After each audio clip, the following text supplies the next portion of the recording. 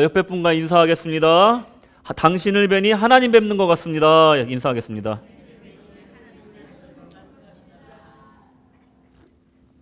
네, 감사합니다. 저도 이 인사를 하면 할수록 이제 만나는 사람마다 이제 함부로 대할 수가 없겠구나. 왜? 하나님 뵙는 것 같으니까. 그죠? 여러분들 삶 속에서 만나는 모든 사람을 다 하나님 만나는 것처럼 대하시길 바랍니다. 할렐루야. 아멘. 오늘은 누가복음 시리즈 21번째 시간입니다. 주님 옷자락에 떨며 손을 대니라는 제목으로 함께 은혜 나누도록 하겠습니다.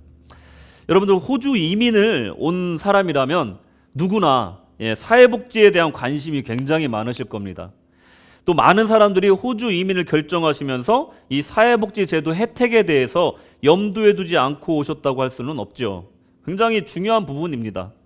이 호주의 사회복지 시스템은요, 뭐 많은 나라가 그렇겠지만 영국의 그 사회보장 제도의 기틀에서부터 시작을 했습니다. 그러니까 많은 나라가, 그러니까 말하자면 사회보장 시스템이라는 것은 영국에서부터 시작이 된 거예요. 그래서 유럽의 그 많은 복지국가들이 탄생하게 된 것도 영국의 그 사회보장 제도로부터 시작을 한 거고, 이 호주도 마찬가지로 이 영국의 이 제도를 많이 따라 갔다는 것을 우리가 알 수가 있습니다. 이 영국의 사회복지 제도는요, 영국의 윌리엄 베버리지라는 분이 많은 연구 끝에 그 보고서를 작성하고, 그리고 그것을 법률화시켜서 이제 가난한 분들, 어려움 당하는 분들을 나라에서 책임져야 된다라는 법률을 제정함으로써 사회보장제도, 그러니까 소셜 인슈어런스 그 제도를 만들면서 이제 사회복지가 시작이 된 거예요. 그 전까지만 해도 가난한 나라민도 못 구한다 이런 말이 있을 정도로 가난한 거에 대해서 나라가 어떻게 할 수가 없었어요. 어려움 당한 사람 자기가 열심히 일해서 이겨야만 했는데, 이 이후부터는 나라에서 이 가난한 사람들, 힘든 사람들 책임져 주도록 해야 된다라는 것이 이제 확립이 된 거죠. 근데 굉장히 흥미로운 사실이 하나 있습니다. 이 윌리엄 베버리지라는 분이 리포트를 쓰면서 그 전에 이미 이 일을 시작한 사람이 있었어요. 그 사람을 탐구하고 연구하면서 이 베버리지라는 사람이 구세군이라는 단체를 발견하게 되는데, 그 구세군이라는 교회가 지금까지 자기가 생각했던 가장 이상적인 형태로 이 사회복지를 하고 있다는 것을 이제 발견하게 된 거예요. 그래서 이 사람이 연구하다 책을 썼는데, 구세군의 사회사업이라는 책을 쓰고 나서 그 다음에 윌리엄 베버리지 보고서가 채택이 되고 법이 된 겁니다. 이분은요, 구세군 전문가예요. 이분이 이 책에서 최암흑기의 영국과 그 출로라는 책이 있어요. 윌리엄 부스가 쓴 책이 있습니다. 여러분들 필요하시면 저에게 부탁하시면 제가 빌려드리겠습니다. 주지는 못해요. 제가 한 권밖에 없습니다. 이거 굉장히 중요한 책이에요. 구세군 역사에서. 이 책을 연구하고 그것이 실제로 이 영국 사회에서 어떻게 진행되고 있는가에 대해서 연구를 한 다음에 이 보고서를 쓰고, 그리고 사회복지 제도를 이제 법률로 제정했다는 것이 굉장히 중요한 거예요. 그러면 뭐라고 얘기할 수 있냐면, 이 세상의 복지국가라는 것이 시작되는 시점이 어떻게 보면 구세군에부터 시작됐다라고 얘기해도 과언이 아니라는 겁니다. 여러분, 도시공동체, 농장공동체, 그리고 해외공동체 이 세 기둥을 중심으로 해서 염가 숙소, 그러니까 싼 숙소를 제공하고요.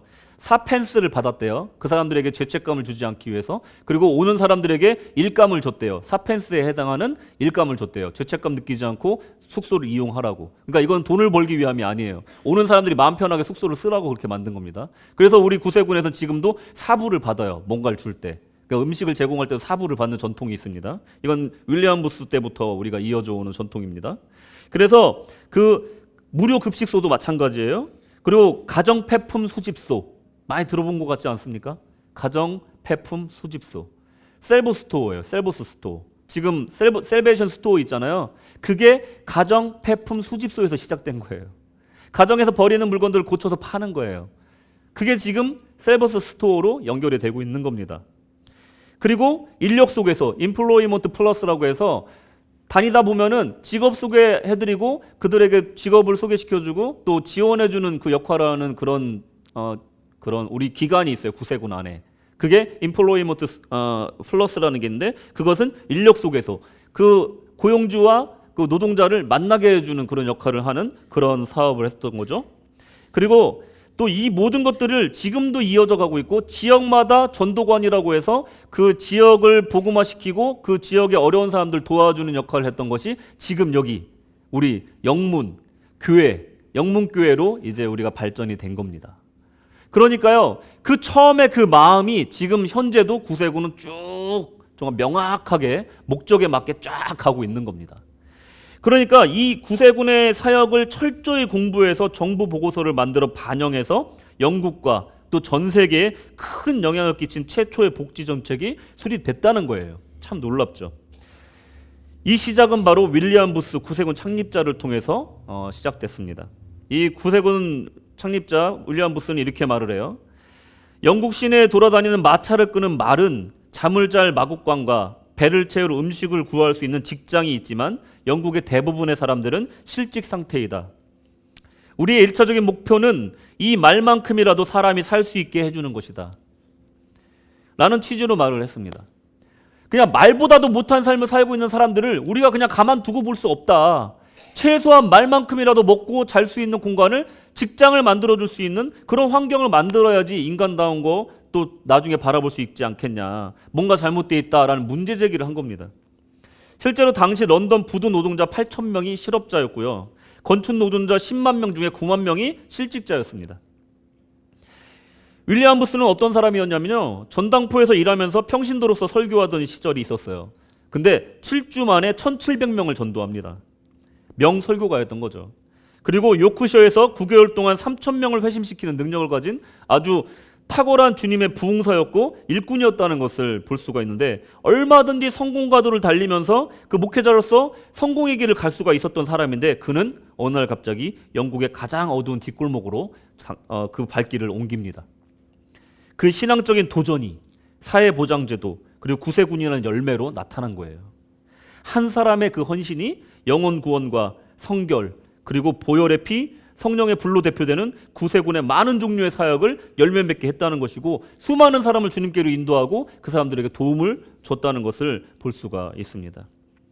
이것을 통해서 우리가 무엇을 알 수 있냐면, 신앙세계는요, 이렇게 한 사람의 헌신자 그리고 한 사람의 작은 믿음을 통해 어마어마한 결과가 날 수도 있다는 겁니다. 한 알의 미달이 썩어져 큰 수확을 얻게 되듯이 그것은 우리의 신앙의 도전을 통해서 시작된다는 겁니다. 여러분, 오늘 본문에 한 여인의 믿음의 행동의 결과가 어떤 것을 낳았는지 우리가 오늘 살펴볼 것입니다.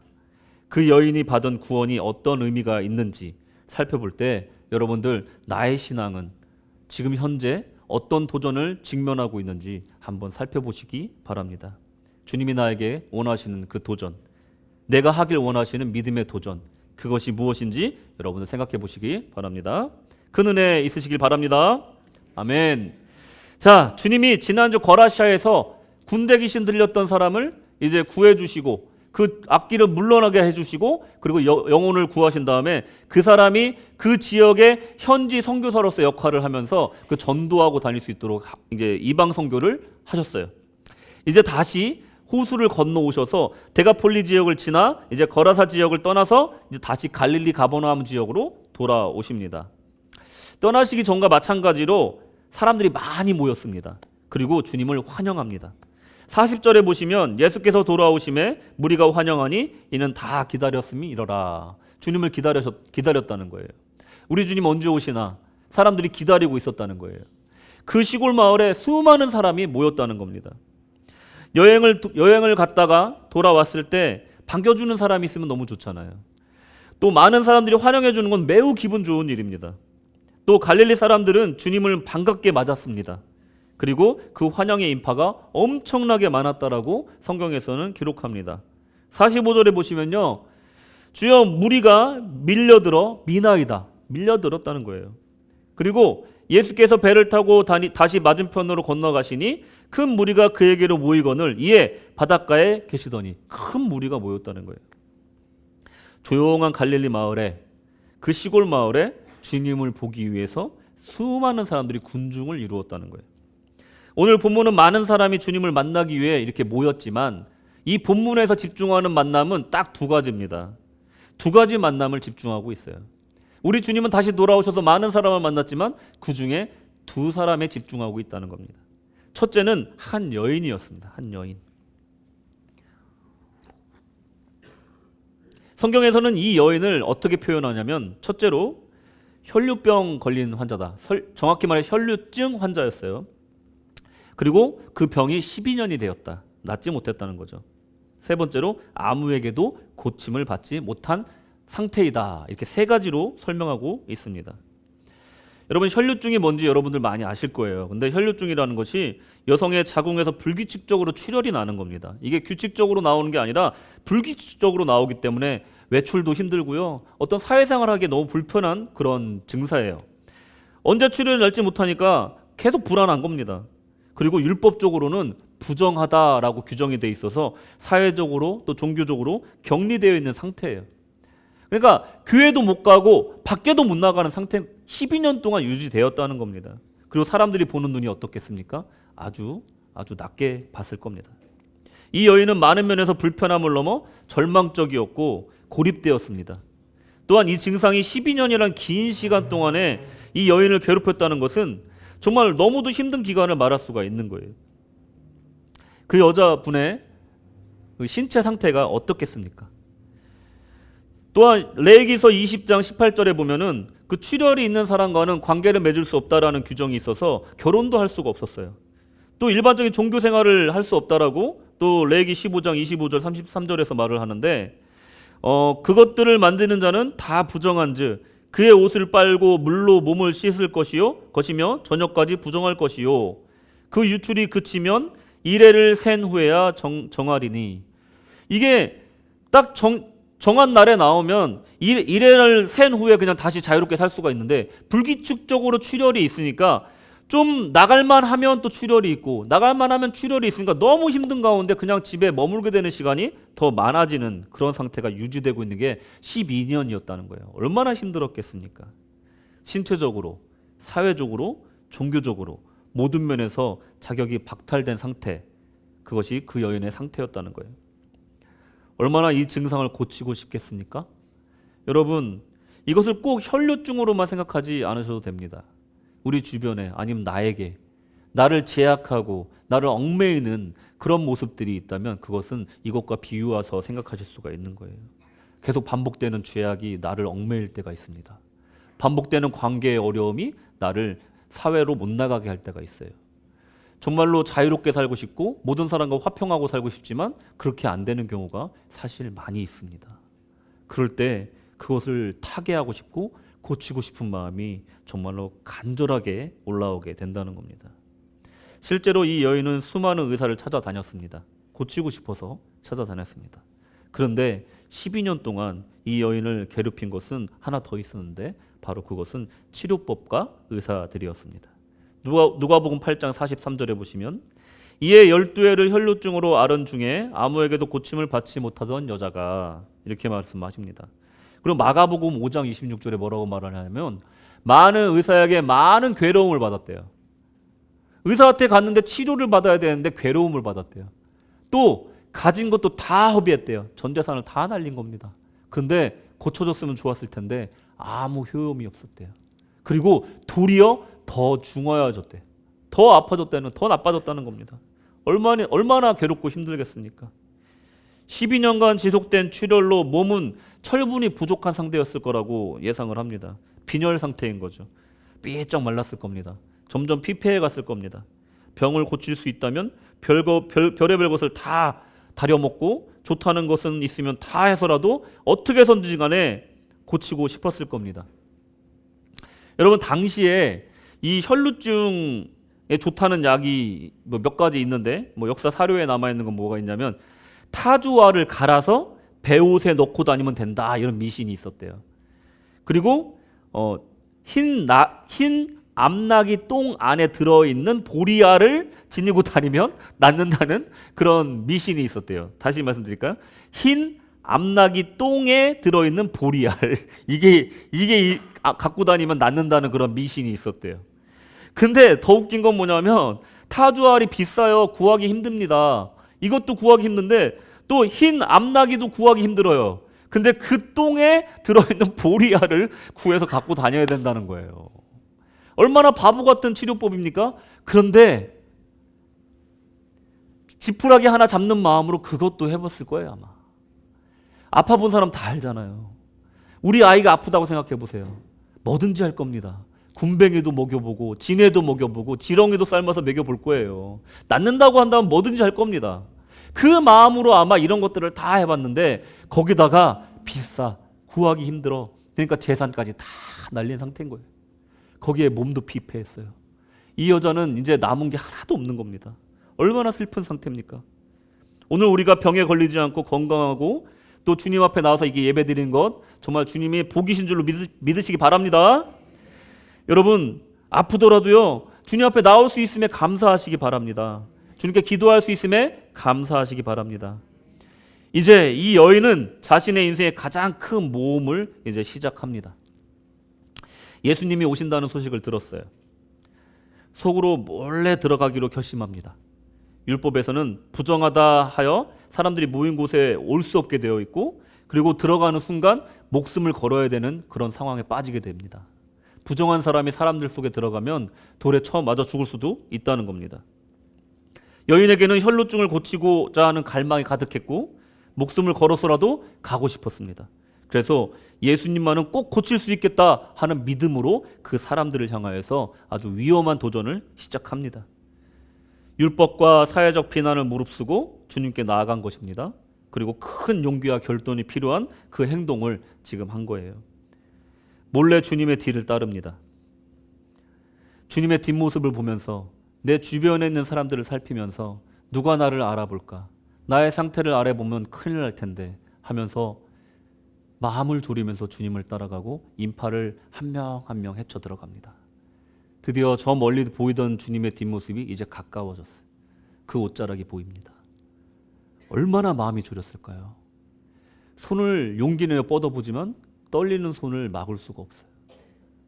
옷자락을 잡고 싶지만 잡는 순간 주님이 알아채시고 사람들이 알게 되면 나는 죽을 수도 있다는 공포감이 밀려오지만 나아야 되겠다는 간절한 마음 때문에 그 옷자락에 용기를 내어 손을 대봅니다. 이 떨리는 손을 내미는 이 용기, 주님께로 나아가는 그 목숨 건 용기, 그것이 바로 그녀의 믿음이었다는 거예요. 또 한 가지 그녀의 믿음에는 특징이 있었는데 그것은 믿음의 대상이 확실했다는 거예요. 마가복음 5장 28절에 보시면 이는 내가 그의 옷에만 손을 대어도 구원을 받으리라 생각함이로라. 자기 생각인 거죠. 주님은 그렇게 얘기하신 적이 없어요. 어느 성경에도 옷자락 만지면 낫는다는 말을 한 적이 없거든요. 그런데 믿음의 대상은 확실했다는 거예요. 방법은 잘못됐지만 믿음의 대상만은 확실했다는 거예요. 예수께서 고쳐주리라. 할렐루야. 이 믿음이 있었다는 겁니다. 그 믿음의 대상이 의사나 약이 아니었다는 거예요. 흰 암나기에 똥에 들어있는 보리알이 아니고 타조알이 갈아서 갖고 다니는 게 아니라 의사가 아니라 약이 아니라 주님이 고쳐주리라. 할렐루야. 이것을 믿었다는 거예요. 그것이 그녀에게 믿음의 용기가 가능하게 했다는 겁니다. 대상을 모르고 기도하는 사람이 세상에 의외로 많더라고요. 제가 어떤 영상을 봤는데 믿지 않는 사람 중에도 기도하는 사람이 있더라고요. 길 위에 전도자가 자신을 무신론자라고 밝힌 사람과 대화하는 내용을 제가 본 적이 있어요. 당신은 하나님을 믿습니까? 아니요, 한 번도 믿은 적이 없습니다. 혹시 당신도 가끔 기도를 하십니까? 놀랍지만 네, 있습니다. 가끔 기도합니다. 누구에게 기도합니까? 그냥 막연하게 크게 소리를 지를 때도 있고요. 그냥 만약에 거기 어딘가에 누가 있다면 들어달라고 호소한 적도 있습니다. 죄송하지만 제가 당신을 위해 하나님께 기도해드려도 될까요? 네, 물론입니다. 해주십시오. 기도하겠습니다. 하나님, 이분은 하나님을 알지 못합니다. 알지 못한 중에도 주님께 기도했습니다. 주님, 주님을 이분에게 보여주시옵소서.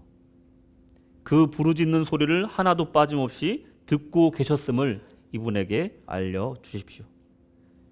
이분의 인생에 정말로 주님이 깊은 관심을 갖고 계시고 또 그 음성을 듣기를 원한다는 것을 이분에게 알려주십시오. 이윽고 그 무신론자라고 하셨던 여자분이 눈물을 흘리기 시작합니다. 그러면서 말합니다. 사실 나는 화가 많이 났습니다. 왜냐하면 왜 나만 이렇게 힘들고 외로울까요? 그러면서 저는 화를 많이 냈습니다. 하나님께 화내보십시오. 제발 하나님께 화를 내보십시오. 할 말이 없으면 주님께 소리를 질러보세요. 허공에다 하지 마시고 하나님께 하시기를 부탁드립니다. 여러분, 이 대화가 어떻게 들리십니까? 저도 매주 금요일은 아니지만 거의 매주 금요일에 이런 분들을 만납니다. 우리 교회에서요. 처음에는 굉장히 방어적인 분들이에요. 왜냐하면 자기의 그 연약한 상황을 사람들에게 들키고 싶지 않거든요.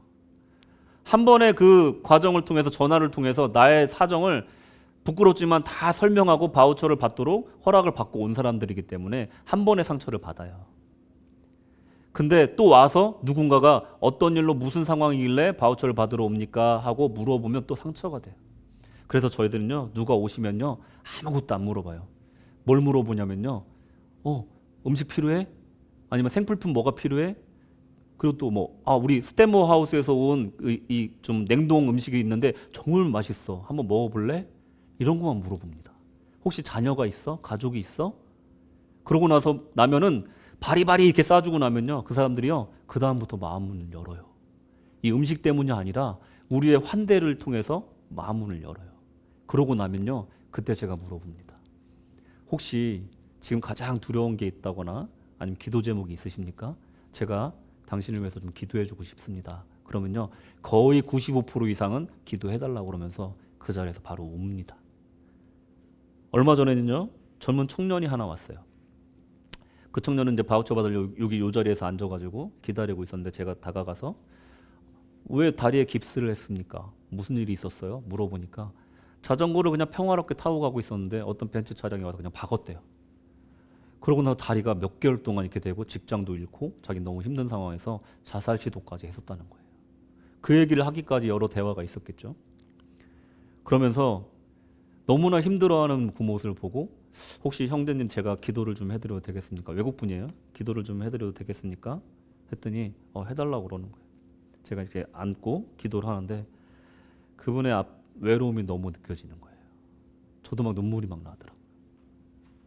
여러분들, 우리 교회 모퉁이 사역을 통해서 오신 분들이요, 다 처음엔 강하게 와요. 근데 갈 때는요, 다 울고 가요. 다 울고 가요. 기도 제목 적어주시겠어요? 했는데 아주 멀쩡한 청년이, 그냥 20대 초반의 청년이 외롭습니다 이렇게 써놓고 가요. 그럼 저는 그걸 붙들고 또 울면서 기도를 해줘요.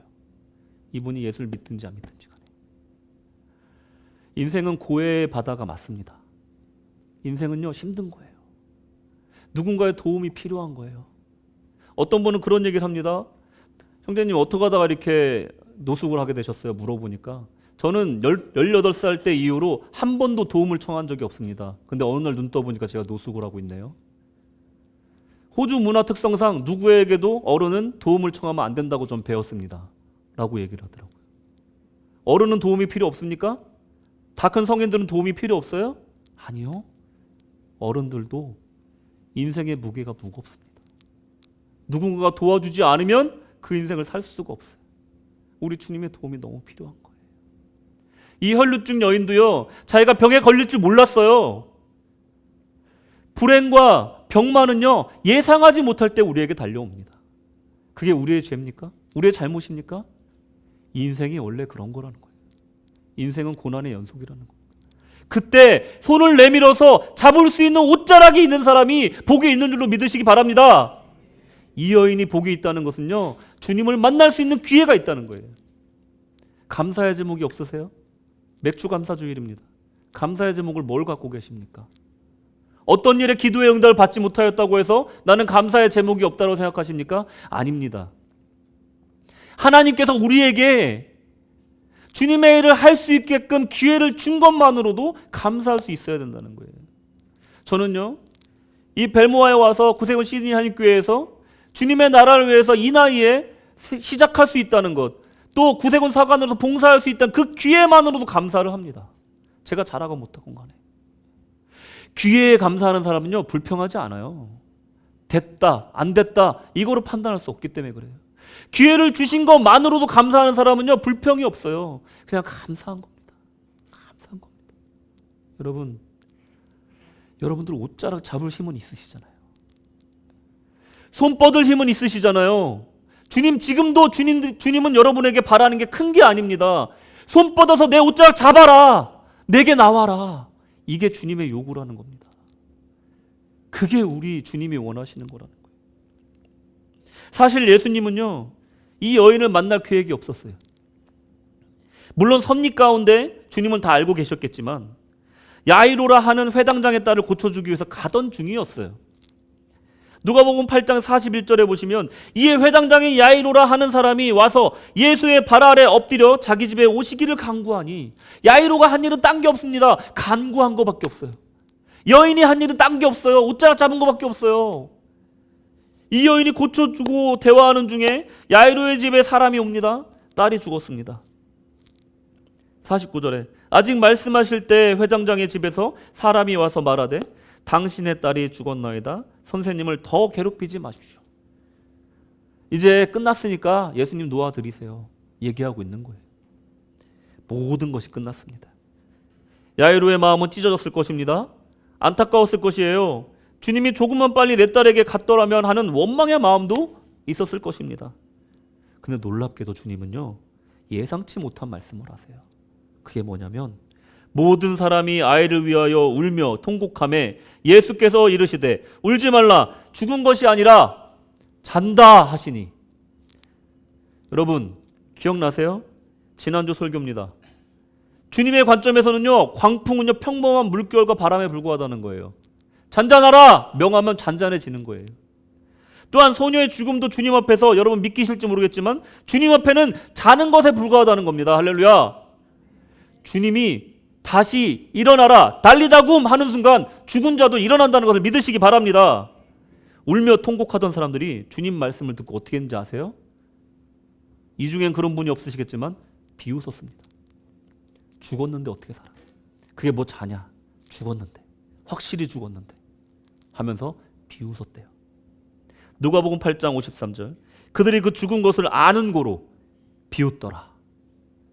혈루증 걸린 여인과 이 비웃는 사람의 믿음은 선명하게 대조가 됩니다. 누군가는 아주 절망적인 상황에서 옷자락만 잡아도 고침받을 것이다, 자유함을 얻을 것이다 라고 믿는데 반해 누군가는 주님이 직접 말씀하셨는데도, 또 믿음을 독려하셨는데도 불구하고, 딸을 구원하시겠다고 약속하셨는데도 불구하고 믿지 않았다는 거예요. 비웃었다는 거예요. 이들은 주님을 제대로 알지 못했습니다. 믿음의 대상에 대한 정확한 지식이 없었다는 거예요. 우리 주님이 누구신지 몰랐다는 겁니다. 주님의 초청을 받지 않았던 여인은 믿음으로 구원을 받았고, 예수께서 이르시되 딸아 내 믿음이 너를 구원하였으니 평안히 가라 하시더라. 예수님이 이렇게 말씀하시잖아요. 주님이 직접 찾아와 믿음으로 구원받을 것이라고 하시자 비웃은 사람들이 있었습니다. 50절에 예수께서 들으시고 이르시되 두려워하지 말고 믿기만 하라. 그리하면 딸이 구원을 얻으리라 하시고, 같은 구원을 주시겠다 했어요. 여인에게도 구원을 주시겠다 했고 야이로의 딸에게도 구원을 주시겠다고 얘기했어요. 소조, 같은 단어입니다. 헬라어 단어 소조는요 같은 단어로 쓴 거예요. 다른 단어 쓰지 않았어요. 같은 구원인데 다른 반응이 나타났다는 거예요. 한 명은 믿었고 한 명은 비웃었어요. 우리는 믿음과 불신을 선택해야 할 때가 있습니다. 우리에겐 자신의 믿음의 표현으로 어설프지만 간절함을 담아서 주님 앞에 나와 그 옷자락을 떨리는 손으로 만지며 나을 것을 믿어야 된다는 겁니다. 그 여인의 믿음은 주님의 능력과 존재를 믿었던 그녀의 구원을 이루게 했다는 겁니다. 44절에 예수의 뒤로 와서 그의 옷가에 손을 대니 혈루증이 즉시 그쳤더라. 즉시 그쳤더라. 아까 일부 예배 드리고 나니까 우리 일부 예배 드린 분 중에 장난으로 막 저한테 오더니 막 이렇게 손을 내미세요. 그래서 왜 그러세요? 그랬더니 제 옷을 딱 잡더니 사관님 옷자락 한번 잡아보려고요. 막 그러시는 거예요. 저는요 즉시 못 낳게 해요. 저한테 속지 마세요. 절대 목회자들에서 속지 마십시오. 예수님만 즉시 그치게 할 수 있음을 믿으시기 바랍니다. 아멘, 아멘. 야이로의 측면에서는요 구원은 그야말로 내가 한 게 없는 거예요. 선물과도 같은 은혜라는 겁니다. 주님의 구원이 무엇인가? 우리가 적극적으로 구해야 할 게 구해야만이 얻어지는 것이 있다라고 우리는 생각하지만 사실 이 말은 틀렸습니다. 구원은 믿음으로 말미암아 얻지만 그 믿음은 사실 주님이 주신 은혜라는 거예요. 전능하신 하나님의 정권 안에 있습니다. 그 장중에 있다는 거예요. 그러니 인간은 주님 앞에 주님 왜 나를 구원하지 않습니까? 이렇게 열심히 신앙생활 하는데, 이렇게 양심적으로 세상을 사는데, 이렇게 정말 정직하게 살고 아름답게 사는데 왜 저를 구원하지 않으십니까? 따질 수 없다는 거예요. 그것은요 주님의 장중 안에 들어있는 겁니다. 우리가 뭐라 할 수가 없는 거예요. 왜 저 여인을 구합니까? 저 부정한 여인을 왜 받아주십니까? 왜 군중들에 나와서 율법을 어긴 저 여인에게 왜 구원을 주십니까? 주님, 옷자락을 만지는 것은 불법 아닙니까? 야이로가 먼저 아닙니까? 사람들이 아무리 말해도 그건 주님 마음이라는 거예요. 주님만이 볼 수 있는 그 믿음이 있다라는 거예요. 사람들이 보지 못하는 그런 영적인 세계가 주님 눈에는 보인다는 거예요. 그렇기 때문에 그 여인이 구원받을 수 있었다는 겁니다. 오직 하나님의 정권에 달려 있습니다. 보좌에 앉으신 어린 양께 그 구원이 있는 줄로 믿으시기 바랍니다. 사실 이 여인이 보인 행동은 정말 대단한 행동이 아니에요. 훌륭한 행동도 아닙니다. 개인적으로는 큰 도전일지 모르겠지만 사람들이 볼 때 별거 아닌 행동입니다. 자비로우신 주님이 어여삐 보시고 그녀의 믿음을 인정해 주신 것이지 사실 사람 속에 나와서 그 옷자락 만진 게 뭐 그렇게 대단한 일이겠습니까? 더욱이 야이로의 딸 달리다곰의 기적을 체험한 것을 보면 누구의 믿음이 좋아서 구원받은 것입니까? 아무것도 한 게 없는데요.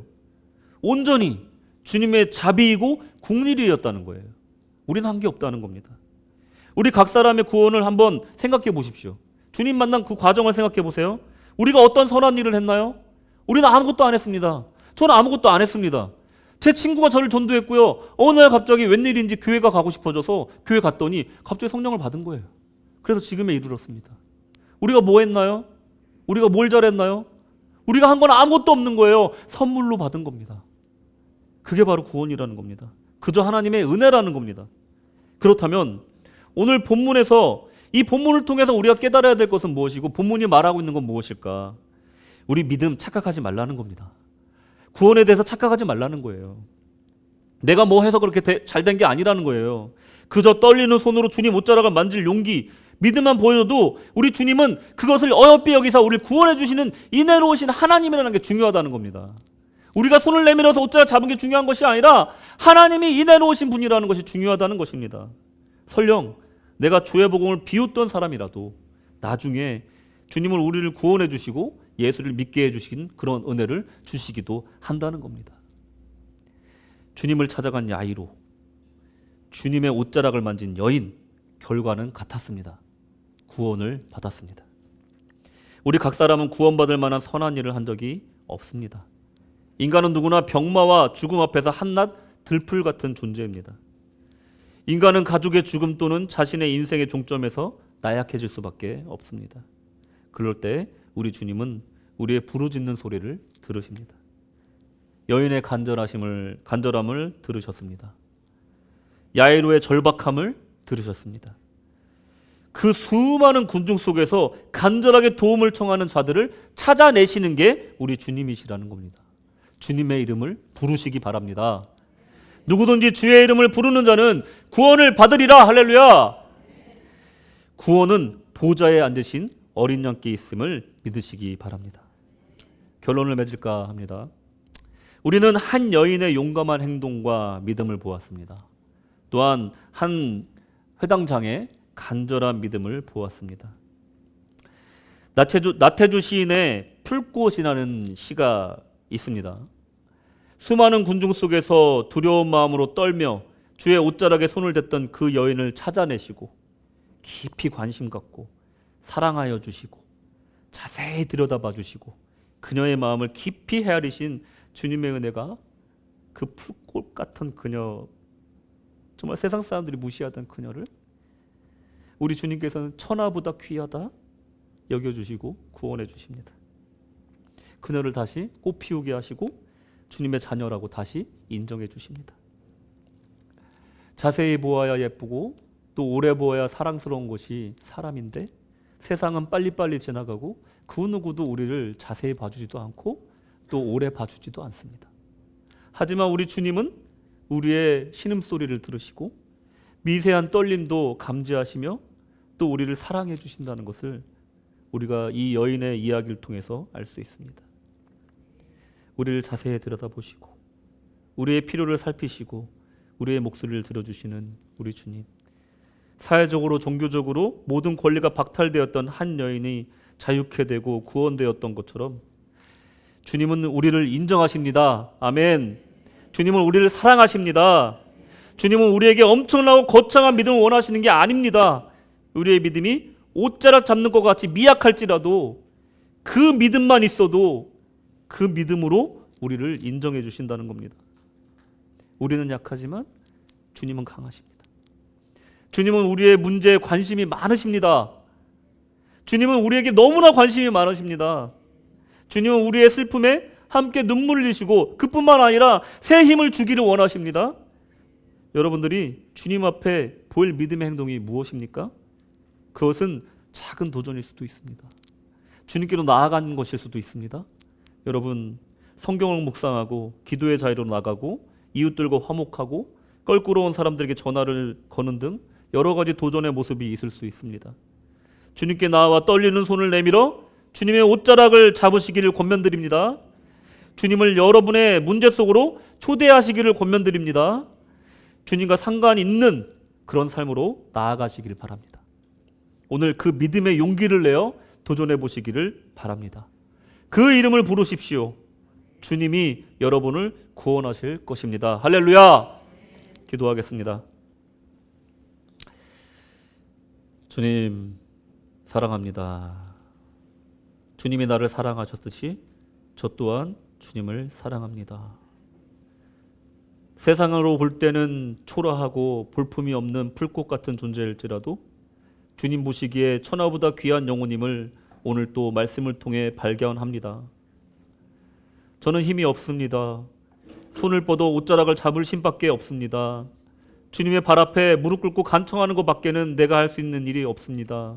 그럴 때 우리의 연약한 믿음조차도 받아주시고 우리의 신음소리까지 들어주시는 주님의 그 넓으신 사랑, 그 따뜻한 사랑에 감사하오며 오늘 이 맥주주일 주님 안에서 감사가 넘치는 하루로 아버지께서 또한 믿음의 도전이 넘치는 하루로 하나님께서 축복하여 주시옵소서.